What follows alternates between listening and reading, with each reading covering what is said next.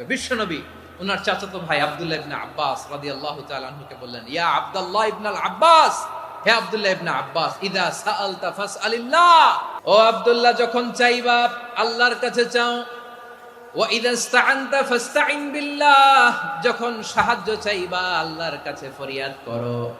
জেনে রেখো ও আব্দুল্লাহ, ওয়া'লাম আন্নাল উম্মাতা লাউ ইজতামাআত আলা আন ইয়ানফাউকা বিশাইইন লাম ইয়ানফাউকা ইল্লা বিশাইইন ক্বাদ কাতাবাহু আল্লাহু লাক।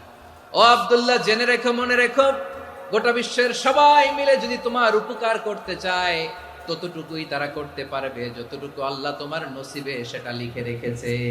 আর যদি গোটা বিশ্বের সবাই মিলে তোমার বিরুদ্ধে কনস্পাইরেসি করে, ষড়যন্ত্র করে, গোটা বিশ্বের সবাই মিলেও যদি তোমার ক্ষতি করতে চায় ততটুকুই শুধু পারবে যেটা আল্লাহ তোমার জন্য বরাদ্দ রেখেছে।